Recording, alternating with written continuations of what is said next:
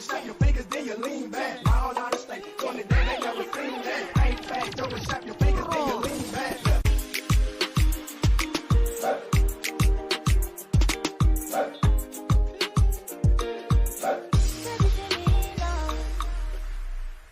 Hello and welcome to Viti TV, your one and only show by and for the Fijian youth. If you'd like to be a part of the show, please let us know. I'm your host, Pranay Sharma.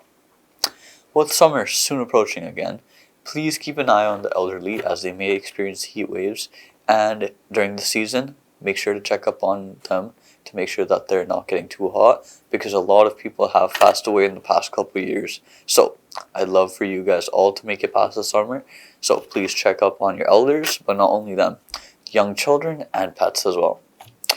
No show is complete without our support from our sponsors, so if you'd like to sponsor the show that we bring on a weekly basis, please call us at the numbers in our credits. We'll now take a break for a word from our sponsors. If you'd like to be a sponsor of the show, you can always call us at the number at the end of our credits. I understand how important it is to have a place called home, and it's frustrating using your hard-earned money on rent.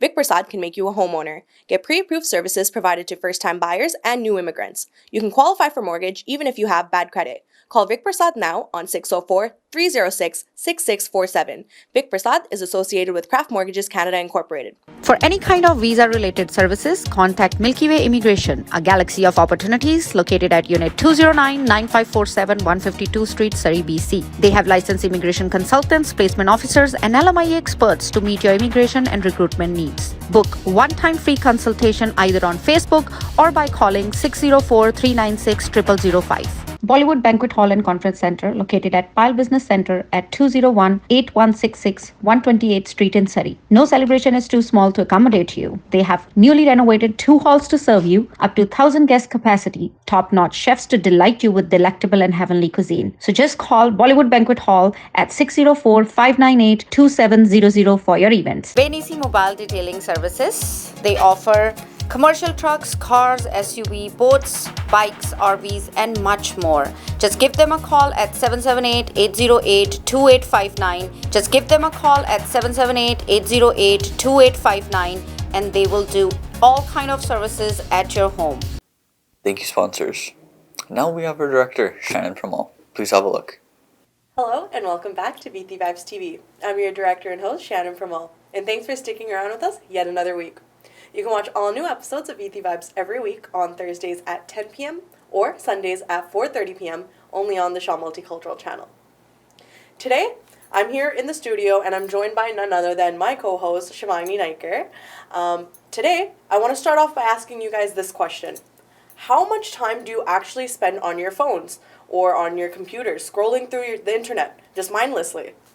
Well, I know we're guilty of it for sure. Just spending hours on end just on the internet, on our phones. But how often do you spend? Do you find that you might be addicted? Well, today we're talking a little bit more about internet addiction. And Shivani, hello, thank you for joining me today. So internet addiction. Obviously, like in this day and age, everyone has like a mobile device, so much easy access to the internet and whatever's on there. And I know I spend quite a bit of time myself as well, on my phone as well. But would you say you're as far as like being addicted to the internet? Not as far as being addicted, but I do spend quite a bit of time on it. But that's either for either schoolwork or like just for fun if I'm bored. Yeah. But schoolwork aside, like how often do you spend on your phone? It's probably like less than a day, like less than half, like 24 hours, probably like. So like a full 12 hours you're on the internet? No, not 12 hours, maybe like 6 hours, 6 or 7 hours, something like that. That's because on your especially if you have an iPhone, it'll tell you how much like your screen time average, yeah. So it's like a reminder that like, oh, if you spend it'll tell you if you spend more or less. So it's like a good little like person to tell you like to like get off your phone or like use your phone less. But like I try to balance it out as much because like I try to use my phone less. Like if I'm working or like if I'm like out with family, I try to use my phone less as much as I can. It's to try to have a great balance of not being on your phone because it's kind of rude like when someone's in front of you and you're just on your phone kind of thing. No, and I totally agree with that too. I feel like I personally, like, my one thing is, like, if you're having, like, if you're eating, Yeah. like, I know I was always told, like, oh, you shouldn't have your phone out when yeah. you're eating, Yeah. like, at a dinner table setting, right? Oh, yeah. If I'm, like, by myself eating, then yeah, sure, I have, like, my phone, like, on YouTube and just watching something, like, Yeah. mindlessly, just kind of while I'm eating. Yeah. But other than that, like, usually if it's, like, in a group setting, it's, like, don't be on your phone, you shouldn't be on your phone kind of thing. That's much, I know that's personally how I was, like, brought up, but obviously for other people it's different, because I know, like, for one of my friends, they're like, it's totally normal. Yeah. We'll all be sitting around the dinner table, all of us have our phones out. I'm like, to me it's a little weird, because obviously I was brought up differently, but for Yeah. other people it's, like, totally normal, right? And that's just how it is, like, with their families. And, like, honest, like, some people, they just don't talk during dinner, right? So it's like, okay, yeah, it's, like, okay to have your phone there, right? But yeah, to each your own. But yeah, internet addiction, let me explain that a little bit more for those that don't know. It's basically like an umbrella term that refers to the compulsive need to have to spend on the internet, and people that spend a great deal of time on the internet. And to the point where, like, their relationships, their work, their health are all affected. Me personally, I do spend quite a bit of time on the internet, not gonna lie. However, do I think I'm addicted? I don't think so. I don't think so. I think, for me, I spend the most time on social media. I don't know, what do you spend the most time on the internet for? I spend most of my time on Netflix. Netflix? Yeah, Netflix, or I just play games on my phone. Games, yeah. There's different things people can spend their time on, and there's different types of internet addictions that I just found out about too. Yeah. I didn't think too much into it, but there's different types of internet addiction as well. For example, the more common ones, computer and gaming addiction. Oh, yeah. People I think- actually make a living off of that. Like, Yeah, gaming no, and I mean, if stuff, you're like- making money off of it, that's a that's different thing. great. Great, Oh, do you. yeah. Keep doing that, right? Yeah. But obviously, like, if it has to do with your work or school or whatever, like, that's different, right? Yeah. But I think internet addiction is, like, more in the terms of, like, you're spending more of your time just, like, so into it, like, whether it's, like, gaming or, like, spending time on certain websites or social media, right? Yeah. And I guess, like, there's also a fine line between, like, if you are doing it, like, say you're an influencer and you're on social media all the time kind of thing. Yes, that is your work, but at the same time, you can, like, also, there's, like, that kind of gray area of, like, okay, when do you, like, draw the line between work and, like, you're just continually, like, invested in your work, right? Yeah, that's true. I guess that's a different gray area, but we're not, like, really talking about that gray area. I think we're kind of just, like, talking about internet addiction as a whole. Yeah. So yeah, computer and gaming addiction is, like, the number one that I feel like most people know about. Another one is information seeking. So this is actually, it was weird when I was reading it. I was like, well, I guess, like, I think it comes across as, like, when you're seeking information and collecting information about something, like, obsessively. Like, there's, like, and again, I guess there's this, like, fine line. I'm not sure what the criteria to meet is for this, but yeah, information seeking is, like, a type of internet addiction. There's also net compulsions. That is actually interactive on activities that can be done online, such as online gambling, stock trading, online shopping, online auctions. I could say for online shopping, like, I will say, retail therapy is my personal, like, habit of, like, being able to, like, okay, you know what, like, I'm having a bad day, I need retail therapy, Yeah. right? Whether that's, like, going to the mall or, like, doing online shopping. Yeah. I don't, like, spend every day of my life, like, online shopping. It's, like, when I know I want to, like, because usually, like, a couple times during the year, I, like, want a new set of, like, clothes or whatever.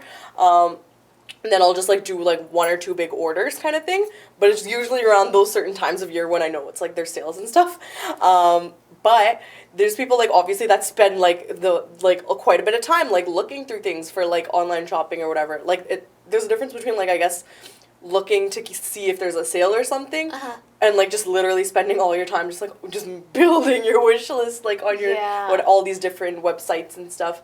But yeah, that's definitely one type of internet addiction that I found out about. Yeah, I don't think I'm at the point of, like, being addicted to online shopping, but there's another one called cyber relationship addiction. This one, kind of, like, in the name as well, but it's basically when you're searching for relationships, whether that be romantic, whether that be, like, online friends, but, like, you're obsessed with like finding and maintaining friendships online. And then the way that this affects you is that it takes away from your real life relationships and you working on that. So that's the effect of that. And I think with like the net compulsions, for example, like financial stability, like that's something that'll be taken away from you if you spend all your time like on online shopping or like trading and auctioning and that sort of thing. So that's like kind of the downside of it. And one thing like I think that would be worthwhile to mention is social media addiction. It's such a real thing, especially in this day and age, and for like the younger audience into watching. Like social media is such a big part of like I feel like our lives, especially. Obviously, it's been around for a while, but for youth, it's like a big thing, and like definitely like a lot of things revolve around social media. So I will say, I'm like, I spend quite a bit, like most of my time is on social media, I will say. And it does have like negative effects on your mental health depending on like how long you spend on it and what you decide to like consume, right? Of course. And it has been shown in multiple studies that it does have effects on your brain being addicted to social media. And so basically, the way that it works is that there's this special chemical in your brain called dopamine. Dopamine is like that happy chemical that gets released every time. And those neurotransmitters are associated to pleasure, right? So every time dopamine signals are increased, there's more like pleasure and satisfaction you're getting out of it. So when you're on your phone and you're like enjoying like all the content that you're watching, right? So you experience dopamine while you are going through social media as well. Your brain identifies the activity as something that's rewarding and then releases this chemical. And so it becomes this thing. And so when you're like not on social media and you're just going out and about whatever, it's not the same feeling. It's not the same feeling and you don't feel satisfied, right? So what do you naturally do? You go to the place that you were getting that sense of like satisfaction, right? But yeah, positive experiences during social media use are only temporary, of course. And so that would like it becomes this positive reinforcement every time you go back to using the social media, and that's the same sort of situation that happens in addictions as well. Like when you're using, okay, not that I'm saying that like social media and drugs, they're correlated. I'm not saying that. No. But I'm just trying to... It's like an example. Yeah, I'm using the analogy that like when substance users are using whatever substances, when they're using it, they get this dopamine rush, right? And obviously when they're not using it, then they're having these withdrawals, and then obviously they go back to it, right? And it becomes a cycle. Yeah. In that same sense, social media, right? When you aren't on it, you start like having those withdrawals, like, oh, I feel like for me, I have FOMO. So FOMO stands for fear of missing out. And I definitely have that thing where it's like, okay, what am I missing? Like, I need to know what everyone's up to at all times, all my friends, all my family, blah, blah, blah, right?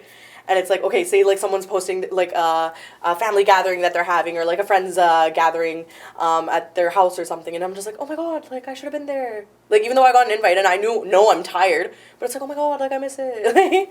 it just becomes this whole thing, right? And I can totally see like myself being a little bit more like maybe social media addicted.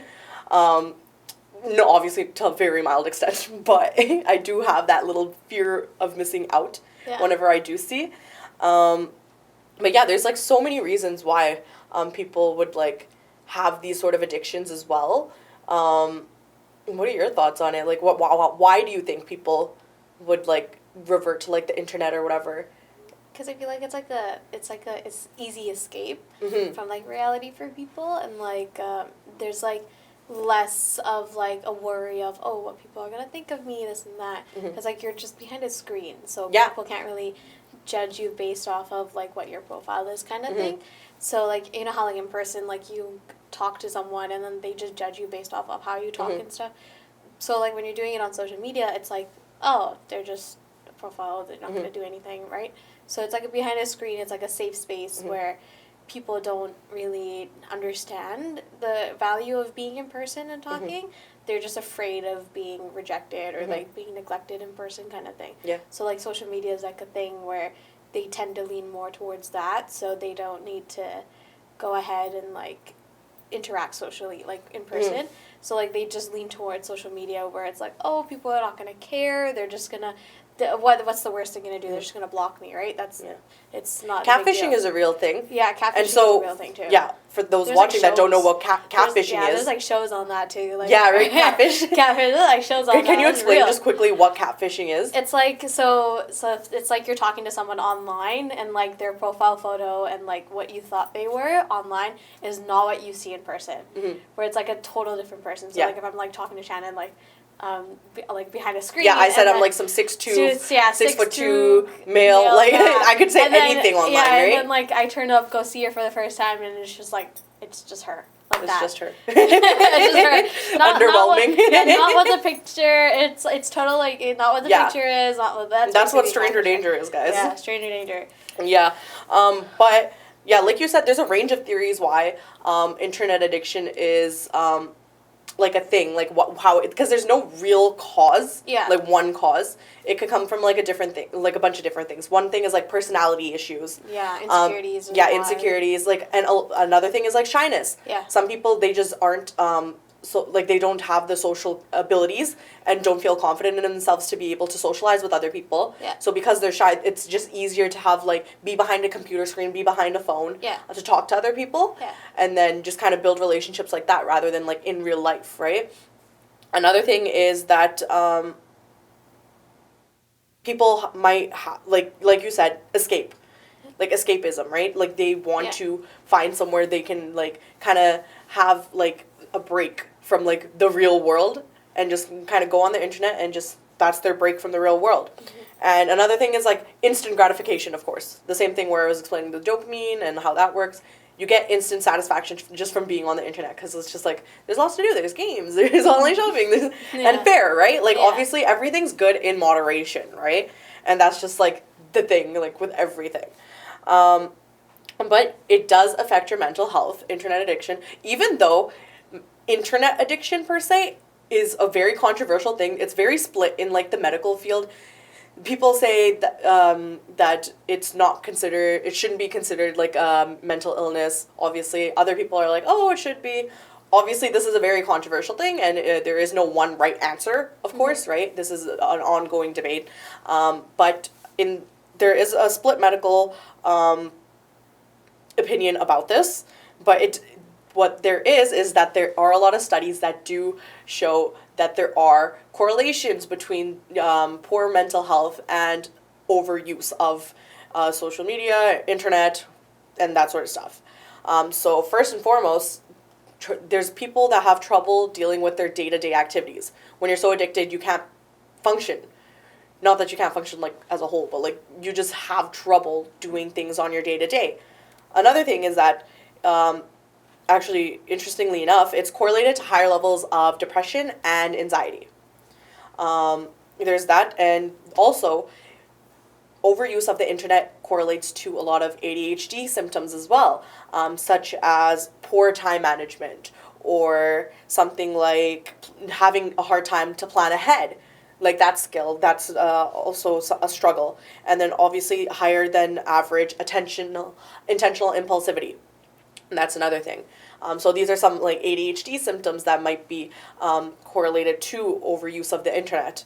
And then obviously there's other things that come with it when you're restless, moody, irritable as well when you're not using the internet. Mm-hmm. That's also a thing. And then people obviously use it as an escape. So they can become irritable when they're like not on it, right? And yeah, just like your home life, your work life, school life, whatever it is, like you just are not able to really navigate that as well, right? Or you just forget to like put that much more attention and like you just become so much more like obsessed with like wanting to be on your phone, wanting to be on the internet, whatever it is, right? So yeah, there's definitely a lot of studies that have shown that this is a real thing. But yeah, even though the actual cause is unknown, there's like a lot of theories out there. And we're just kind of talking about a few of them. Maybe you guys have some other theories that you might be able to think of, right? Yeah. But if you do know someone that is struggling and has maybe a little bit of an internet addiction, or if they're actually so far gone, you might want to consider CBT. CBT is cognitive behavioral therapy, and this has been also shown and correlated to helping that because it helps treat some anxiety symptoms. So Yeah, it seems to respond well to internet addiction, this type of therapy, because it focuses on changing patterns of thinking and beliefs that are associated with things that trigger anxiety. And because like anxiety tends to be like one of the symptoms that kind of like are related to overuse of internet, that's why CBT seems to work a little bit with it. But obviously, like, I'm not a doctor, seek medical advice first, right? But I'm just saying that this is just one of the things that seem to be correlated. But yeah, I guess with this whole conversation, we're talking about internet addiction. Obviously, it's the summertime too, and kids are now getting off school, they're at home, they got a lot more free time, right? Yeah. And the easy way out is to just let them sit on their phones, let them sit on their iPads, blah, blah, blah, and just like spend their summers just on their phones. However, we're here to encourage you guys to like spend your summers outdoors and actually go do things. Or even if you're indoors, you just take a break from your phones.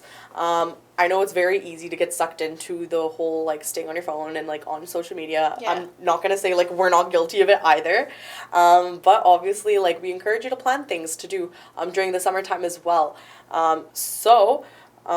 Obviously after you watch this show, maybe take a break as well. But some ideas for you this summer. Shivangni, do you want to start off? I used to do summer school. Like, I used to try to get ahead in school sometimes. And, like, whenever, because my mom would be always working and my brothers would be either out with their friends or whatever. So I would always, try to do summer school, do summer after classes, or I'll just go to my nanny's house and just stay there and then help my nanny with, like, gardening and stuff like that. But then, like, she'll help me, like, we'll just play outside or whatever. And now that I have, like, little cousins, or, like, if you have little cousins or family, go outside, encourage them. If you have, like, younger siblings and they always are on their phone, encourage them to go outside, encourage them to, play outside, show them like world, show them what a forest is, show them what a flower is, play games with them, because and then they will know that like it's not always important to be on your phone or to be watching TV or to be staying at home, right? It's always fun to, and plus they feel included. That like, oh yeah, like I have cousins that like want me to be included and stuff too.